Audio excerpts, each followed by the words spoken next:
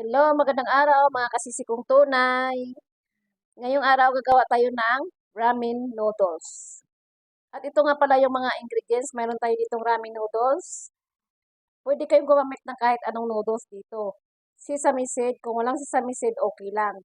Cucumber, sesame oil, kung walang sesame oil, regular oil pwede.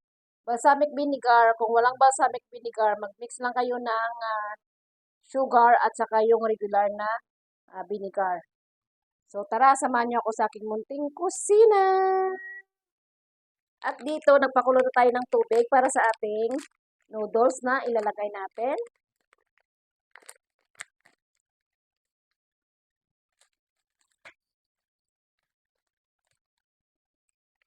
Maglalagay lang tayo dito ng konting mantika. At haluin lang hanggang maluto.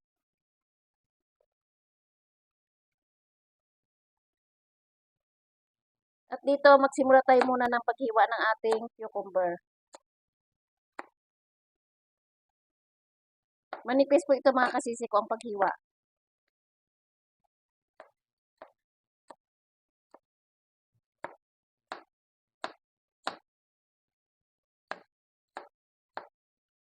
Lagyan ng asin. Saka haluin muna at ibabad muna ito sa asin ng 5 minuto lang pwede na.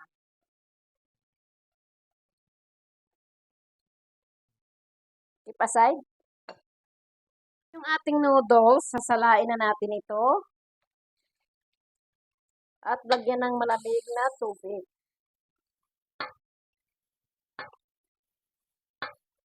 At yung ating cucumber ay huhugasan natin sa tubig. Hugasan ng ilang beses para yung asin ay matanggal.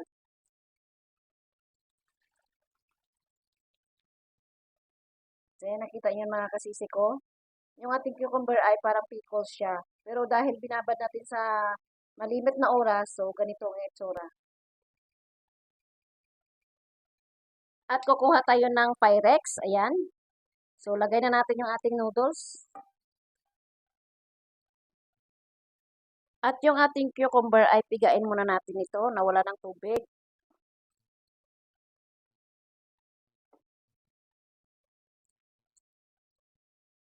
At ilalagay na natin ito sa ating noodles. Maglagay tayo dito ng 2 kutsara ng sesame oil. At maglagay tayo dito ng 1 kutsara ng balsamic vinegar. Kayo na po magtsansya kung paano kayo maglagay nito. Maglagay mo ulit ng 1 kutsara. Kasi parang hindi siya masyadong maasim.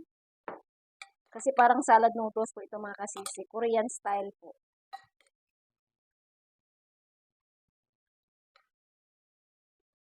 Pagkatapos maglagay tayo dito ng sesame seed na pang design natin. At lalagyan lang po natin ito mga kasisi ko ng kunting chickpeas o beans mayroon sa bahay nyo. At lagyan na natin ito ng kunting coriander o parsley sa bahay nyo. Kung wala, wag na mag-alala mga kasisi ko.